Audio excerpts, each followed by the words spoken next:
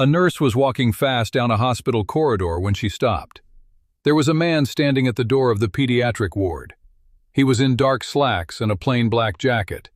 He was holding a letter, 2 pages, handwritten, folded once. He had already been told no twice that evening. He had not left. He was waiting for a third answer. It was 9:20 at night, Methodist Hospital, Memphis, Tennessee, April 18, 1972. The man's name was Elvis Presley. He was 37 years old. He was the most famous entertainer on the face of the earth, and he was standing alone in a hospital hallway holding a stranger's letter, asking to be let into a ward where visitors were not allowed. Down the hall in room 412, a little girl named Laura Mae Whitfield was awake. She was almost always awake at night. Sleep did not come easily anymore. Laura was 9 years old. She had been fighting leukemia for 2 years. Her doctors had recently stopped counting months and started counting weeks. Laura did not know the exact number, but she knew enough. She had stopped asking when she was going home. She had started asking her mother to keep the radio on. The radio on her nightstand was small, the size of a paperback book. It played one thing most nights: Elvis Presley. Not because her mother chose it, because Laura did. She said his voice made the pain feel further away. She said it was the only thing that worked better than the medicine. Her one wish, the wish she had told every nurse, every doctor, everyone who came through that door and asked what she needed, was simple. She wanted to meet the man whose voice lived in that little radio. She had not asked for Disneyland. She had not asked for a movie star. She had asked for Elvis. What happened in the 37 minutes after Elvis Presley finally walked through that ward door was not reported in any newspaper. No cameras recorded it. No press release was ever written. But the charge nurse on duty that night, a woman named Carol Ann Draper, who had worked that ward for 11 years, carried what she witnessed for the rest of her life. She would say, to anyone who asked, "I've seen a lot of things in 30 years of nursing. I have never seen anything like that." She never said it lightly. She never said it for effect. She always said it the same way, quietly, looking somewhere just past the person she was talking to, as if she was seeing the room again. What Elvis brought into that room, and what he left behind when he walked out, would not be fully understood until months later. This is that story. If this is the kind of story you believe deserves to be told, subscribe before we go any further. This channel exists for moments exactly like this one. By April 1972, Elvis Presley was at the height of his second life. The first life, the one that started in 1954 with a recording session at Sun Records in Memphis, had made him the most famous face in America before he was 22 years old. The second life had started in 1968, when he walked onto a television stage after 8 years away from live performing and reminded the entire country of something it had almost forgotten. He was not finished. He was not even close. His Las Vegas residency had become the hottest ticket in the country. He was selling out 2 shows a night, 57 consecutive nights, not one empty seat. MGM had sent cameras on the road with him. They were making a documentary. The world watched Elvis and saw a man who had everything. He had Graceland. He had a daughter named Lisa Marie who was 4 years old and who called him Daddy and meant it the way only small children mean things. He had the white jumpsuits and the TCB lightning bolt and the scarves he threw to the front rows and the audiences that screamed from the moment the lights went down. The world saw a man at the top. What the world did not see was what April 1972 actually cost him. The prescription bottles that had multiplied on the nightstand, the exhaustion that lived behind the smile, the weight of 150 shows a year and Colonel Tom Parker's schedule that left no room to breathe. But deeper than any of that, older than the fame and never resolved, were the 2 griefs that followed Elvis everywhere he went. The first began before he was born. On January 8, 1935, in a 2-room house in Tupelo, Mississippi, a house so small and poor that his father had built it himself from borrowed lumber, Elvis Presley came into the world 35 minutes after his twin brother. His twin brother's name was Jesse Garin. Jesse was stillborn. The Presley family was so poor they could not afford a coffin. Jesse was buried in a shoebox, tied with a red ribbon, in a rural cemetery outside Tupelo. Elvis never met him, never heard his voice, never held his hand. And yet Elvis grew up believing, in a way that never fully left him, that he had survived at Jesse's expense. His mother Gladys told him, "When one twin dies, the one who lived gets the strength of both." Elvis spent his whole life trying to be worth that. The second grief came on August 14, 1958. Elvis was 23 years old and serving in the U.S. Army in Germany when word came that his mother Gladys had been admitted to Methodist Hospital in Memphis. He threatened to go AWOL if they would not give him emergency leave. They gave him the leave. He flew home and went straight to her bedside. She died 2 days later. Her last words to him were, "Oh, my son. Oh, my son." At her graveside, Elvis could barely stand. He leaned over the earth and said, "Oh God, everything I have is gone."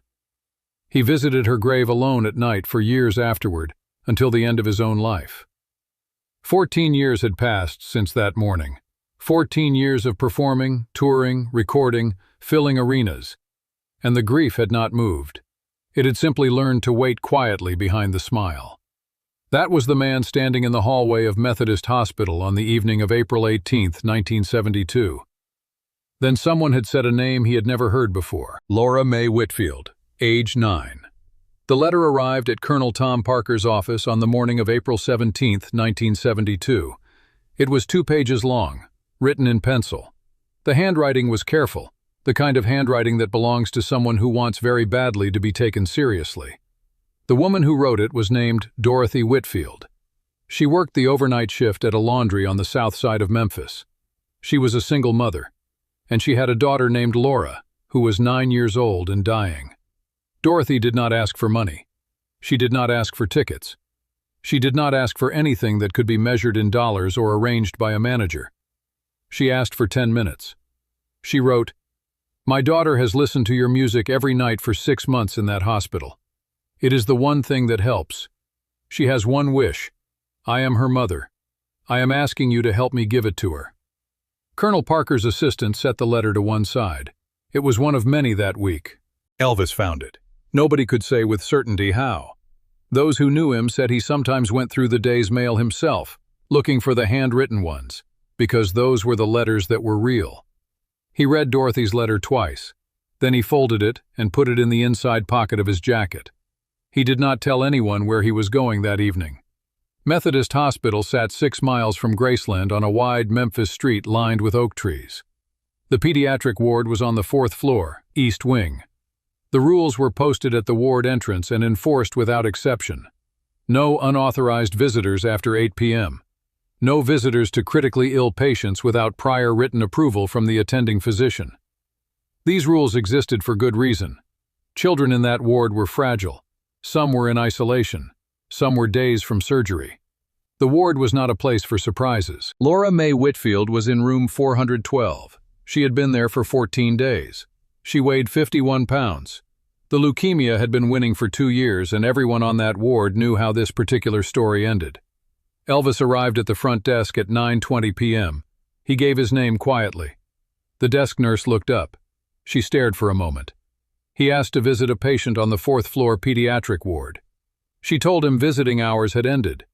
He asked if there was a charge nurse he could speak with. She told him the same thing. Visiting hours had ended. No exceptions. He nodded. He did not argue. He did not say who he was in any way that was meant to impress. He reached into his jacket pocket and held up the 2 folded pages of Dorothy's letter. He said, "I just need 10 minutes. Her mother wrote me." He was told no a second time. He walked to the row of plastic chairs along the waiting room wall and sat down. He put the letter on his knee. And he waited. If you're finding this story, it's because someone thought you needed to hear it. Share it with them.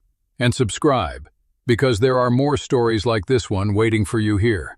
Word spread through the night staff the way word always spreads in hospitals, fast and quiet. By 9:35 p.m., the charge nurse on the 4th floor had been informed that Elvis Presley was sitting in the ground floor waiting room. Her name was Carol Ann Draper. She had worked that ward for 11 years. She had seen a great many things try to walk through rules she was responsible for enforcing. She came downstairs.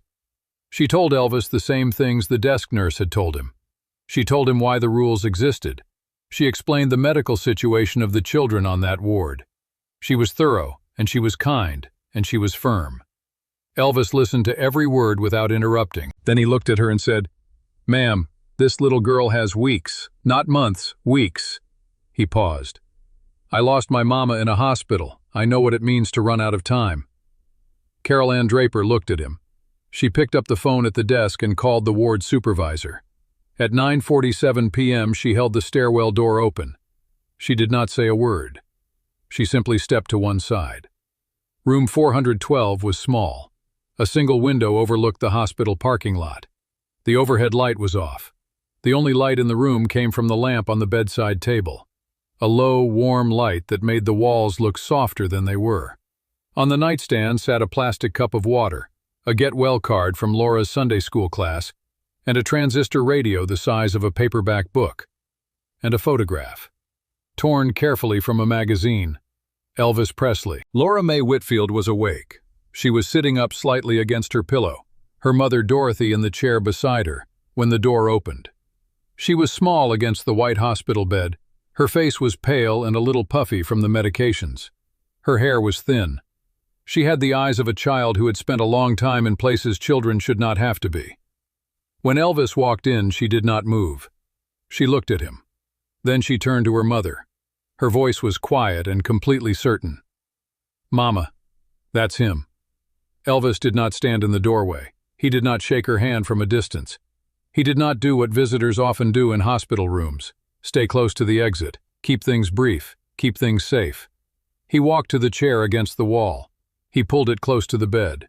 He sat down beside her, at her level, the way you sit with someone when you are not in any hurry to leave.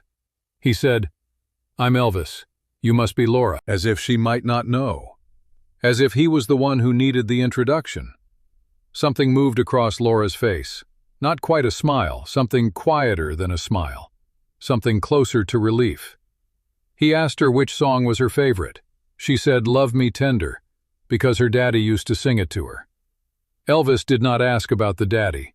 He simply nodded the way you nod when you are filing something away carefully. He asked if she knew all the words. She said most of them. He said, "Me too." She laughed. It was a small sound, brief and surprised, the laugh of someone who forgot for just a second where they were and what was happening to them. Elvis heard it. Something in his face shifted, very slightly. The way a man's expression shifts when he is holding something in. He asked if she wanted him to sing it. Not perform it, not do the thing he did on stages in front of thousands of people. Just sing the song. Right here, in this small room. No microphone, no band, no spotlight. Just the words and the melody and the two of them. Laura looked at her mother. Dorothy nodded once.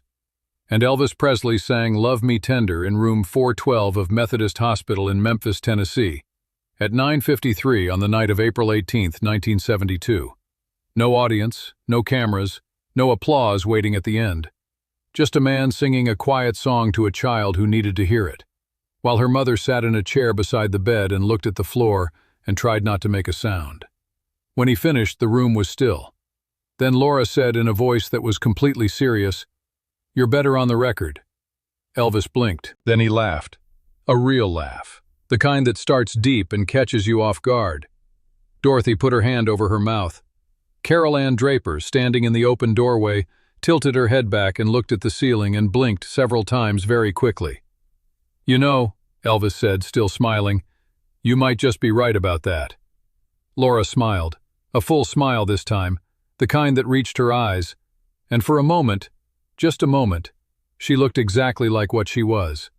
A 9-year-old girl who had just made Elvis Presley laugh. They talked for a while after that, about music, about Memphis, about a dog Elvis had loved when he was a boy growing up in Tupelo. Laura told him her favorite color was yellow. She told him she wanted to be a teacher someday. Elvis listened to every word the way people listen when they understand that words are finite and each one costs something. Then Laura did something that nobody in that room was prepared for. She reached out and placed her small hand on Elvis's arm. It was a gentle thing, the kind of gesture that belongs to people who are not afraid of other people's pain, because they have enough of their own. She looked at him with those eyes that had seen too much for 9 years. She said, "Are you okay?" The room went very quiet. Elvis looked at her for a moment that lasted longer than it should have. A man who had filled stadiums. A man who had been screamed at by millions. A man who had been carrying a dead twin brother and a dead mother and a grief that no amount of fame had ever touched. Sitting beside a dying child who had just looked straight through all of it and asked if he was all right. He said, "I am now." He stayed 37 minutes. Before he left, he stood and took Dorothy's hand. He told her he wanted to help with the medical bills. She started to say no. He shook his head gently. He said, "Your daughter reminded me tonight of someone I lost a long time ago. She reminded me what matters." He took a hospital meal order form from the bedside table. He wrote something on the back of it, his personal phone number. He handed it to Dorothy and said, "You call me, day or night, anything she needs." He looked back at Laura once from the doorway. She was holding the photograph, the one torn from the magazine, and she was looking at it and then at him and back again, comparing, making sure. He walked out before she could see his face. What Elvis did in the weeks that followed, what Dorothy would not speak of publicly for years, and what Carol Ann Draper would quietly call the thing that changed how she understood what fame was actually for, was only just beginning. Elvis called Dorothy Whitfield 4 times in the 3 weeks that followed. Not an assistant, not a manager, not someone from Colonel Parker's office with a message attached. Elvis. He called in the evenings, after shows, after sound checks, sometimes past midnight when the tour had finally gone quiet. He asked Dorothy each time to hold the phone to Laura's ear, and then he talked. He talked about music, about Memphis in the springtime, about a boy from Tupelo who used to sit on the porch with a guitar that cost his mother $12.95 and play until the neighbors told him to stop. He told stories that weren't important. He talked the way people talk when the most important thing they are doing is simply refusing to let someone feel alone in the dark. By the 3rd week, Laura was too weak to respond much.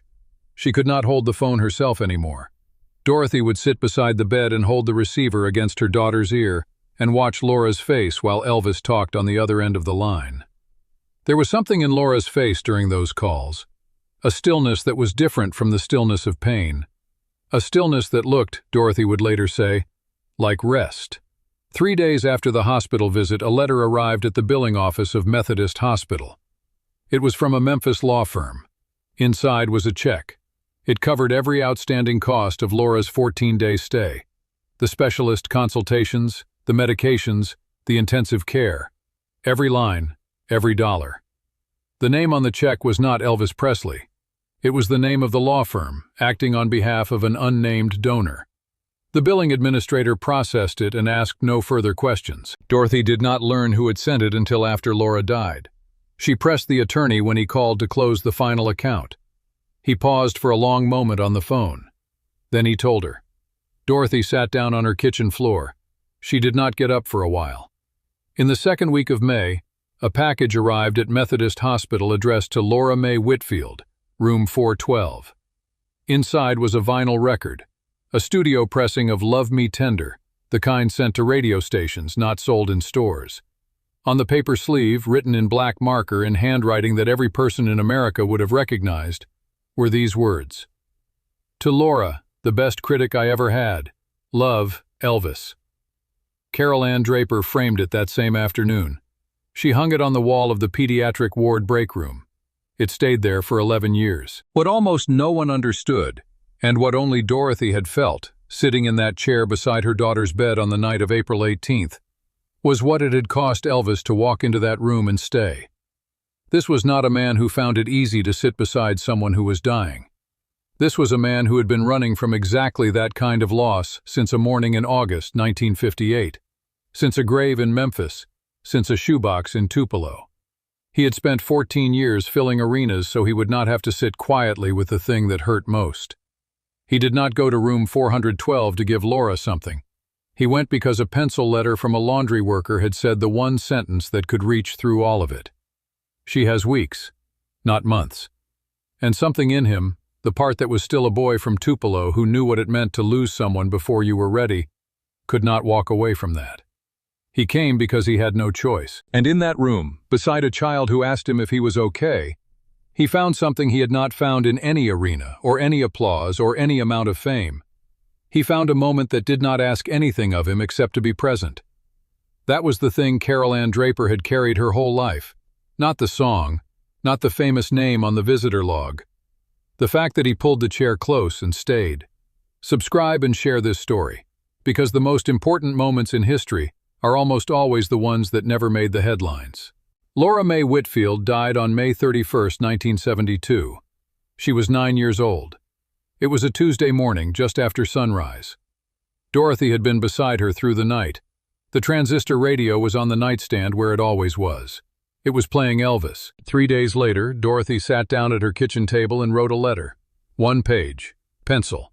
The same careful handwriting as the first one. She wrote it to Elvis, and she sent it to the only address she had for him, the law firm that had handled the billing. She thanked him. Not for the money, though she said she would never forget it. Not for the record on the wall, though she said Laura had smiled when the nurses told her about it. She thanked him for sitting down, for pulling the chair close instead of standing in the doorway, for talking to her daughter on the phone in the evenings when Laura was too tired to do anything but listen, for treating her child like a person and not a story. At the end of the letter, Dorothy wrote this. Laura asked me the morning after your visit if angels had faces like regular people. I told her I didn't know. She thought about it for a moment. Then she said, maybe they do. The letter reached Elvis 3 weeks later. He read it on the tour bus somewhere between shows. Those who were with him that evening said he did not talk much for the rest of the night. He folded the letter and put it in his jacket pocket, the same inside pocket where he had carried Dorothy's first letter on the night he walked into Methodist Hospital. He kept both letters for the rest of his life.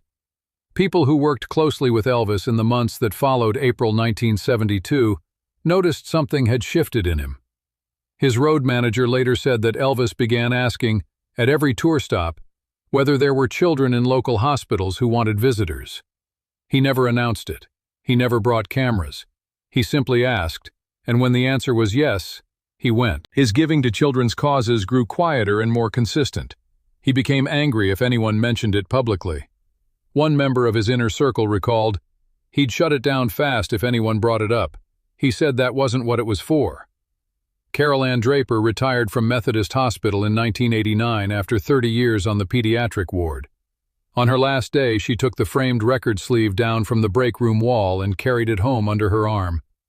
A colleague asked her during her retirement gathering what the most memorable moment of her career had been. She did not hesitate.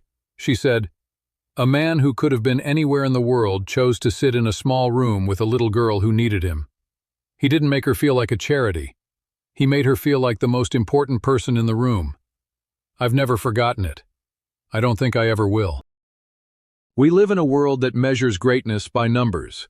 Records sold, arenas filled, awards won.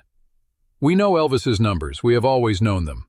More than 500 million records sold worldwide, 7 Music Hall of Fame inductions, the best-selling solo music artist in history. But Dorothy Whitfield did not write that first letter to a record breaker. She wrote it to a man she hoped might still have enough humanity left. Beneath all that weight, beneath all that fame, beneath all those years of performing the biggest version of himself every single night, to see her daughter as a person, not a photo opportunity, not a good story for a press release. A person. A little girl named Laura who liked the color yellow and wanted to be a teacher someday, and had a transistor radio on her nightstand that helped her sleep. That is what she asked for. Nothing more. And here is what April 18, 1972 actually was. It was not a celebrity granting a dying child's wish. It was a man who had been carrying 2 deaths inside him his entire life. A twin brother buried in a shoebox before they ever had the chance to meet, and a mother who died whispering his name in a hospital room not so different from room 412. Sitting down beside a child who was also running out of time. He did not save Laura Mae Whitfield. Nobody could save her. Medicine had done everything it could, and it was not enough, and that is one of the hardest truths this life contains. But he sat with her. He pulled the chair close. He stayed for 37 minutes when he had promised 10. He called in the evenings so she would not be alone in the dark. He paid the bills quietly and asked for nothing in return. And when a 9-year-old girl put her hand on his arm and asked if he was okay, he told her the truth. That is what Carol Ann Draper carried for 30 years. Not the fame, the fact that he stayed. There is someone in your life right now who is sitting in their own version of room 412. Maybe it is a hospital room. Maybe it is a kitchen table at 2 in the morning. Maybe it is just a silence on the other end of a phone that has been going on too long. They are not waiting for a legend. They are not waiting for grand gestures or the right words or someone with all the answers. They are waiting for someone to pull the chair close. Elvis Presley, a man born in poverty, who lost a twin before he could breathe and a mother before he was ready, who carried those losses every day of his life behind the smile and the jumpsuits and the sold-out shows, knew something about sitting with people in the dark. He learned it the hard way, the only way it can be learned. And on one April night in Memphis, he used everything he had learned to sit beside a little girl named Laura and make her feel, for 37 minutes, like the most important person in the world. She was. If this story found something in you, share it with someone who needs it today. Subscribe for more stories about the human moments behind the legends we grew up with. Ring the notification bell so you never miss one. And leave a comment. Tell us about a time someone pulled the chair close when you needed them most. Because the most important thing any of us will ever do has nothing to do with fame. It has to do with showing up.